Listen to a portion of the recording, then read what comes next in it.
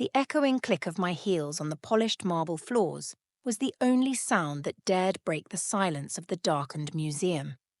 It was well past closing time, and the usual bustle of tourists and school children had given way to an almost palpable stillness. The air hung heavy with the scent of dust and antiquity, a subtle reminder of the countless stories held within these walls. I was here to uncover one such tale, a tale that sent shivers down the spines of even the most seasoned museum staff. The dimly lit corridors seemed to stretch endlessly before me, each shadowy alcove a potential hiding place for the unknown. My pulse quickened with a mixture of anticipation and trepidation as I approached the dimly lit office where Dr. Evelyn Marks awaited me. Dr. Marks was an enigma in the world of academia, a renowned paranormal detective with a string of degrees in fields as diverse as science, history, technology, and psychology. She was a walking testament to the boundless potential of human curiosity. Her reputation preceded her, a tapestry woven from whispers of solved mysteries and inexplicable phenomena. The office door creaked open, revealing a book-lined sanctuary bathed in the warm glow of a vintage desk lamp. Dr. Marks rose to greet me, a warm smile gracing her features, yet her eyes held a depth that hinted at the countless mysteries she had encountered. "Alex, welcome," she said, her voice a melodic blend of authority and warmth. "Thank you for joining me at this unusual hour. I believe we have a fascinating story to uncover." I settled into a worn leather armchair, my gaze drawn to the collection of artifacts displayed on a nearby shelf. Each piece seemed to exude an aura of ancient energy, a silent testament to the civilizations that had birthed them. "I understand the museum recently acquired a rather unique collection," I began, my voice barely a whisper in the hushed atmosphere. Dr. Marks nodded, her fingers tracing the intricate carvings of a small wooden idol. "Indeed, we did. A private collector donated a series of ancient artifacts, each with a rather unsettling reputation." "Cursed, you mean?" I ventured, the word hanging heavy in the air. "That's the prevailing theory," Dr. Marks replied, a hint of skepticism lacing her tone. "There have been a series of unexplained accidents since the artifacts arrived. Some of the staff believe the collection is tainted." A chill ran down my spine as I absorbed her words. The museum, once a sanctuary of knowledge and wonder, now seemed like a vessel for something far more sinister. "And what do you believe, Dr. Marks?" I asked, leaning forward in anticipation. A cryptic smile played on her lips. "I believe in the power of the human mind, the influence of suggestion, and the enduring allure of the unknown. But I also believe in the importance of empirical evidence. That's why you're here, Alex. We're going to investigate these so-called curses together." As she spoke, a gust of wind rattled the windows, sending shadows dancing across the walls. The flickering lamplight cast an eerie glow on Dr. Marks's face, making her appear almost ethereal. I felt a shiver of unease, a primal instinct warning me that I had stepped into a realm where logic and reason might not be enough. "Tell me more about these accidents," I said, my voice barely audible over the pounding of my heart. "But before we delve into the museum's recent misfortunes, allow me to formally introduce you to our resident expert," I began, turning to my recording device. Dr. Evelyn Marks, a trailblazer in the field of paranormal investigation, holds advanced degrees in a multitude of disciplines. Her expertise in science, history, technology, and psychology has made her an invaluable asset in unraveling mysteries that defy conventional explanation. Dr. Marks offered a modest smile. "Alex, you make me sound far more impressive than I am. I assure you, my journey into the paranormal began with a healthy dose of skepticism." Intrigued, I prompted her to elaborate. "Tell me about that journey, Dr. Marks. How did you come to embrace the seemingly impossible?" Her gaze drifted to the darkened corners of the office, as if searching for the right words among the shadows. "I was trained to be a scientist, a rational thinker," she began, her voice barely a whisper. I believed that every phenomenon could be explained through rigorous observation and experimentation. But then I encountered cases that defied all logic, events that couldn't be dismissed as mere coincidence or delusion. She paused, her eyes fixed on a shimmering pendant that hung suspended in a glass display case. I investigated haunted houses where objects moved of their own volition, ancient burial grounds where spectral figures roamed, and cursed artifacts that seemed to bring misfortune to those who possessed them. At first, I sought scientific explanations, but the evidence often pointed to something far more inexplicable. A shiver of anticipation danced down my spine. And what about these artifacts? What are their origins? Dr. Marks' eyes sparkled with a scholar's passion. They hail from various corners of the globe, each a testament to the rich tapestry of human history. We have an ancient Egyptian amulet said to be imbued with the power of Anubis, the god of the dead. Legend has it that the amulet grants its wearer passage to the afterlife, but at a terrible cost. She gestured towards a gleaming sword displayed on a velvet cushion. This Viking sword is rumored to have belonged to a legendary berserker. It is said to instill its wielder with unmatched strength and ferocity, but it also carries a bloodlust that can consume even the most noble warrior. My eyes widened as she continued, her words painting vivid images of forgotten rituals and whispered curses. There is a Native American mask believed to channel the spirits of vengeful ancestors, a medieval grimoire containing forbidden spells, and a set of ornate Chinese daggers rumored to have been used in a ritualistic sacrifice. I found myself captivated by her words, each artifact a portal to a world shrouded in mystery and danger. The hairs on my arms stood on end as I contemplated the power that these seemingly inanimate objects were said to possess. But these are just stories, myths passed down through the ages, I countered, clinging to a shred of skepticism. Surely you don't believe in curses, Dr. Marks. A knowing smile spread across her face. I believe in the power of belief itself, Alex. Our minds are capable of extraordinary feats, both for good and for ill. But I also believe that there are forces in this world that we have yet to fully understand, energies that can manifest in ways that defy our limited perception. She rose from her chair, her movements graceful and deliberate. Come, let me show you something. I followed her to a dimly lit alcove, where a collection of seemingly ordinary objects lay displayed beneath a protective glass case.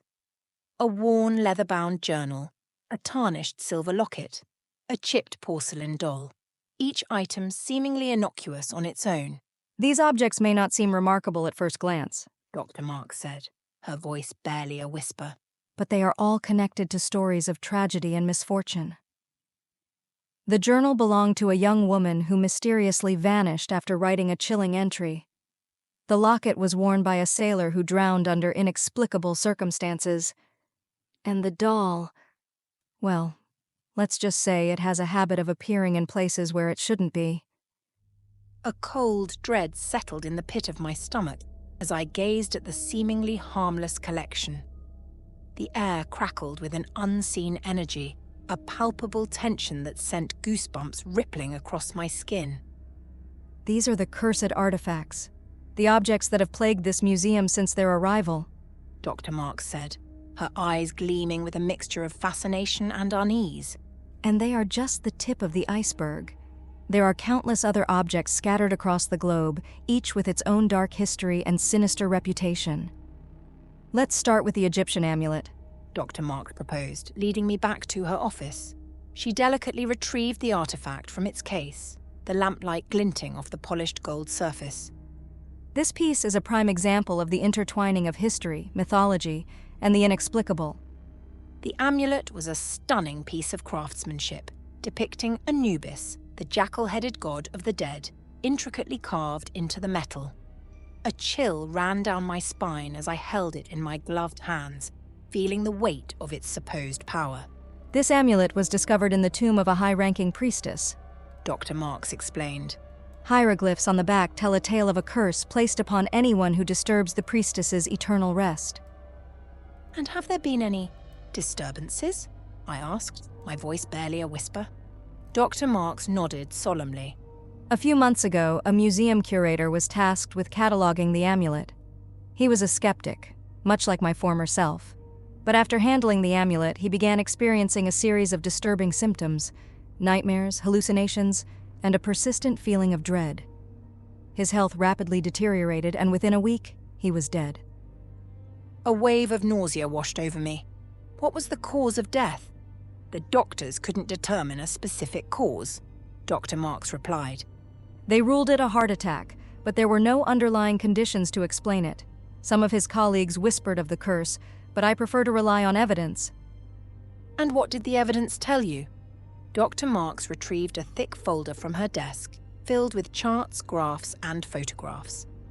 I conducted a thorough investigation using a variety of scientific tools. EMF readings showed a significant spike in electromagnetic activity around the amulet, and thermal imaging revealed an unusual heat signature. These anomalies suggest the presence of an energy field that we cannot yet explain. I examined the photographs, my mind reeling from the implications. Could this ancient artifact truly be a conduit for a deadly curse? Or was there a rational explanation for the curator's untimely demise? But not everyone who touches the amulet dies, I pointed out, a glimmer of hope in my voice. Dr. Marks nodded. That's true. The effects seem to vary depending on the individual's susceptibility and their belief in the curse. But the correlation between handling the amulet and experiencing negative events is undeniable.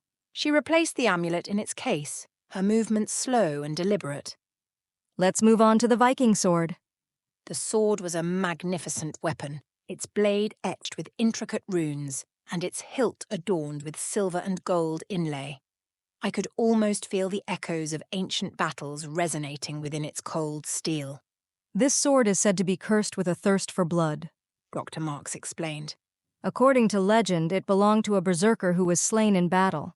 His spirit is believed to linger within the sword, driving its wielder to commit acts of violence. And has anyone dared to draw the sword? I asked, my heart pounding in my chest. A few years ago, a wealthy collector acquired the sword. He was fascinated by Viking lore and believed the stories of the curse to be mere superstition. He proudly displayed the sword in his home, even drawing it from its scabbard on occasion. And what happened? Dr. Marks' voice lowered to a conspiratorial whisper. The collector's life began to unravel. He became increasingly aggressive and erratic, alienating his friends and family. His business ventures failed, and he lost a significant portion of his fortune. He even developed a strange rash that resembled the markings of a berserker's war paint. Was there any medical explanation for his condition? None that the doctors could find. They diagnosed him with a stress-related disorder, but his symptoms persisted even after he underwent therapy and medication. Eventually, he was committed to a psychiatric institution where he remained until his death. I felt a cold chill wash over me. Do you believe the sword was responsible for his downfall? Dr. Marks hesitated before answering. I believe that the power of suggestion, coupled with the collector's unwavering belief in the curse, triggered a self-fulfilling prophecy. He subconsciously manifested the very traits he feared, ultimately leading to his own destruction. She paused, her eyes fixed on the sword as if lost in thought. The human mind is a powerful tool, Alex. It can shape our reality in ways we are only beginning to understand. But it can also be our greatest enemy, especially when fueled by fear and superstition. A heavy silence settled over the room, the only sound the ticking of an antique clock on Dr. Marks' desk. The weight of the stories she had shared pressed down on me, a tangible reminder of the darkness that seemed to cling to these artifacts. But it's not all doom and gloom, Dr. Marks said, breaking the silence. She gestured towards a collection of high-tech gadgets on a side table. The field of paranormal investigation has made significant strides in recent years, thanks to advancements in technology and a growing acceptance of the scientific method in exploring the unexplained. She picked up a sleek device resembling a microphone. This is an EVP recorder, a tool used to capture electronic voice phenomena. It's believed that spirits can manipulate electromagnetic fields to imprint their voices onto recordings. While the results can be ambiguous, there have been some compelling cases where voices have been captured that couldn't be attributed to any known source. Next, she held up a thermal imaging camera. This camera detects variations in temperature, allowing us to visualize potential energy fields or anomalies that might not be visible to the naked eye. It's been instrumental in identifying cold spots in haunted locations, which are often associated with paranormal activity. She continued, describing other tools of the trade.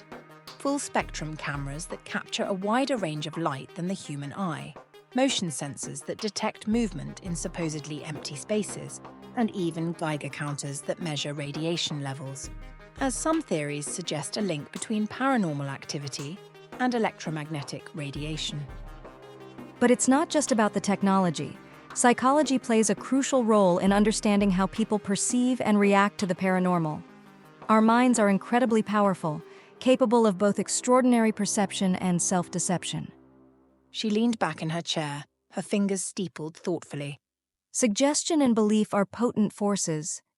If someone believes an object is cursed, they may subconsciously interpret ambiguous events as confirmation of that belief.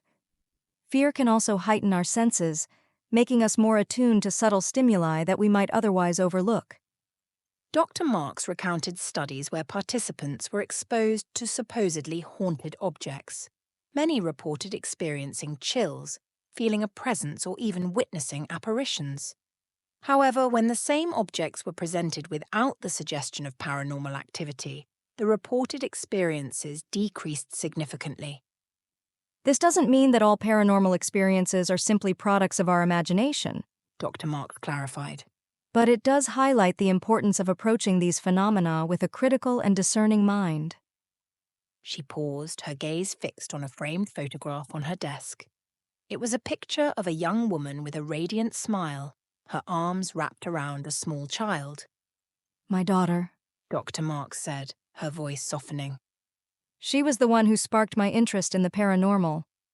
When she was a child, she would often talk about seeing invisible friends and describe vivid dreams that seemed to foretell future events. I initially dismissed it as childhood fantasy, but her experiences were so consistent and detailed that I began to question my own assumptions. Dr. Marks' eyes glistened with unshed tears as she continued. When she was diagnosed with a terminal illness, she told me she wasn't afraid to die because she knew she would see her friends again. Her unwavering belief in the afterlife gave me solace during a dark time, and it opened my mind to the possibility that there might be more to this world than we can see or touch. A profound sense of empathy washed over me as I listened to her story. It was a reminder that behind every paranormal investigation, there was a human element, a story of loss, curiosity, or a yearning for connection with the unseen. Dr. Marks cleared her throat, composing herself. My daughter's passing spurred me to dedicate my life to unraveling the mysteries of the paranormal. I wanted to understand the experiences she had, to find evidence that would validate her beliefs. She rose from her chair, her movements resolute. And I believe we are on the cusp of a breakthrough. With the advancements in technology and a growing body of scientific research, we are closer than ever to understanding the true nature of the paranormal. And perhaps one day we may even find a way to communicate with those who have crossed over to the other side. As Dr. Marks spoke, a shiver ran down my spine. It wasn't just her words, the air in the office had grown noticeably colder. The once warm glow of the lamplight flickered, casting elongated shadows that danced and twisted on the walls. "Do you feel that?" I asked, my voice barely a whisper. Dr. Marks nodded, her eyes scanning the room. It's not uncommon for paranormal activity to manifest as fluctuations in temperature or electromagnetic fields. A sudden gust of wind rattled the windows, though they were tightly sealed. The hairs on my arms stood on end as I heard a faint scratching sound, like fingernails dragging across a chalkboard. Dr. Marks remained calm, her eyes gleaming with an intensity I hadn't seen before. This is what we call a manifestation, a physical sign of a spiritual presence. It's often triggered by strong emotions or a heightened sense of awareness. She gestured towards the display case containing the Viking sword. Let's see if we can provoke a reaction. Together we approached the case, our footsteps echoing in the otherwise silent room. The sword gleamed ominously under the flickering lamplight. I felt a tingling sensation in my fingertips as I reached out to touch the glass. Suddenly the sword quivered, its tip shifting ever so slightly. A gasp escaped my lips as I stumbled backward, my heart pounding in my chest. Dr. Marks grabbed my arm, steadying me. Don't be alarmed. This is a common phenomenon known as a psychokinesis, the ability to move objects with the mind. It's often associated with poltergeist activity. My mind raced, trying to reconcile what I had just witnessed with my rational understanding of the world. Was this a trick of the light, a hidden mechanism? Or was it something far more sinister? Dr. Marks led me to another display case, this one containing the Egyptian amulet. As we drew closer, I heard a faint whispering sound, like a chorus of voices murmuring in an ancient tongue. The sound seemed to emanate from the amulet itself, growing louder and more insistent with each passing second. I pressed my ear against the glass, straining to decipher the words. They seemed to swirl around me, a cacophony of sounds that sent shivers down my spine. "What are they saying?" I asked, my voice barely audible over the whispering. Dr. Marks shook her head, her eyes wide with wonder. I don't know. But the fact that you can hear them at all suggests that you are more sensitive to these energies than most. She placed a hand on my shoulder, her touch surprisingly reassuring. Don't be afraid. These manifestations are not necessarily harmful. They are simply a way for the spirits to communicate with us, to make their presence known. I took a deep breath, trying to quell the fear that gnawed at my insides. I had always been a skeptic, a believer in logic and reason, but the events of this night were challenging my preconceived notions, forcing me to confront the possibility that there might be more to reality than meets the eye. Dr. Marks and I continued our exploration of the museum, each artifact revealing new and unsettling phenomena. A medieval grimoire seemed to flip its pages on its own, revealing cryptic symbols and diagrams. The Native American mask appeared to change expressions, its carved features contorting into a grotesque sneer. And the Chinese daggers emitted an icy chill that pierced through my gloves. As the night wore on, the manifestations grew bolder and more intense. Lights flickered wildly, objects rattled on shelves, and disembodied voices echoed through the darkened corridors. I found myself clinging to Dr. Marks' calm demeanour, her unwavering belief in the face of the unknown, a beacon of hope in a sea of uncertainty. The once comforting museum now felt like a labyrinth of shadows and whispers. A vase toppled from a shelf, shattering on the marble floor, and a suit of armour clattered as if nudged by an unseen hand. I jumped at every creak and groan, my heart pounding a frantic rhythm against my ribs. A spectral figure flickered at the edge of my vision, a translucent silhouette that vanished as quickly as it appeared. My skepticism, once a sturdy shield, crumbled under the weight of the mounting evidence.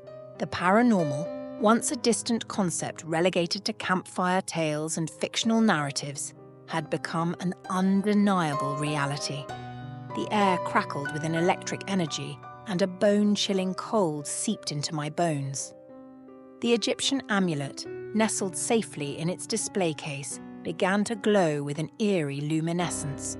The whispers grew louder, morphing into a guttural chant that seemed to claw at my sanity. I turned to Dr. Marks, my voice barely a croak. "What's happening?" Her eyes shone with a mixture of awe and trepidation. The energy is intensifying, she said. It seems we've triggered a reaction. Suddenly, a gust of wind extinguished the lamp, plunging us into darkness. I cried out, my hand grasping for Dr. Marks' arm. In the pitch black, I felt a cold breath against my cheek, a spectral touch that sent a wave of terror through me. Then, just as quickly as it had begun, the chaos subsided. The lights flickered back on, revealing a scene of disarray. Artifacts were scattered across the floor, and the once pristine display cases were cracked and splintered. I stood there, panting, my entire body trembling. The events of the past few hours had shaken me to my core, shattering my carefully constructed worldview. Dr. Marks placed a comforting hand on my shoulder. It's all right, She said, her voice a soothing balm. You've just had a first-hand encounter with the unknown. I looked at her, my mind grappling with the implications of what I had experienced. But how? Why? She sighed, her gaze fixed on the scattered artifacts. Science can provide us with tools to measure and analyze the paranormal, but it cannot always explain it. There are forces at play here that we are only beginning to understand. She paused, her eyes twinkling with a hint of mischief. But perhaps that's the beauty of it. The unknown, the inexplicable, it keeps us humble. It reminds us that we are not the masters of the universe, but merely students in a vast and mysterious classroom. Her words resonated with me, offering a strange comfort in the midst of the chaos. I realized that while the paranormal might be terrifying, it was also awe-inspiring. It was a reminder of the infinite possibilities that lay beyond the confines of our limited understanding. We may never fully grasp the nature of these phenomena, Dr. Marks continued. but we can learn to respect them, to coexist with them, and perhaps in time, we may even find a way to harness their power for good. Her words hung in the air, a challenge and a promise. As I looked around the ransacked museum, I felt a newfound sense of purpose. I was no longer just an interviewer, I was a witness, a participant in a grand and mysterious adventure. And as I left the museum that night, the lingering chill in the air and the echoing whispers serving as a constant reminder, I knew that my journey into the world of the paranormal had only just begun. As dawn approached, painting the sky with hues of pink and orange, Dr. Marks and I gathered our belongings, leaving the museum in a state of disarray. The once familiar space now felt alien, imbued with a lingering energy that sent shivers down my spine. Thank you for sharing this incredible experience with me, Dr. Marks, I said, my voice thick with emotion. I never imagined... I trailed off, unable to articulate the profound shift in my perception. The world no longer seemed confined to the boundaries of logic and reason. It was a realm of infinite possibilities, where the unseen danced on the edges of our awareness. Dr. Marks offered a reassuring smile. Remember, Alex, the unknown is not something to be feared, but rather explored. Approach it with an open mind, a scientific curiosity tempered with respect for the forces we don't fully understand. She paused, her gaze lingering on the darkened corridors of the museum. And be careful. These artifacts may hold power beyond our comprehension. They are not toys to be trifled with, but windows into a world we are only beginning to glimpse. I nodded, her words echoing in my ears as I stepped out into the cool morning air. The sun had risen, casting a golden glow on the city streets, yet the events of the night still clung to me like a spectral shroud. As I walked away from the museum, I couldn't shake the feeling that I was being watched. I glanced back over my shoulder, half expecting to see a ghostly figure or a flicker of movement in the windows. But the museum stood silent and still, its secrets locked away for another night. I ordered my Uber, my mind racing with unanswered questions. What did the whispers from the amulet mean? Was there truly a curse attached to the Viking sword? And what other mysteries lay hidden within the museum's walls? As the driver sped away, I glanced back one last time at the imposing facade of the museum. A single light flickered in an upper window, a solitary beacon in the growing light of day. Was it a trick of the eye? A reflection of the rising sun? Or was it a sign that the artifact's power had not been fully contained? I shuddered, a cold dread settling in the pit of my stomach. The interview with Dr. Marks had opened my eyes to a world I had never known existed, a world of wonder, terror, and infinite possibility. But it had also left me with a lingering sense of unease, a chilling reminder that some mysteries are best left undisturbed. As the car disappeared into the morning traffic, I knew that I would never forget the events of this night. The museum and its cursed artifacts had left an indelible mark on my soul, a haunting reminder that the line between the known and the unknown is often thinner than we think. And as I embarked on the next chapter of my life, I couldn't help but wonder what other secrets awaited me in the shadows, just beyond the reach of reason and light.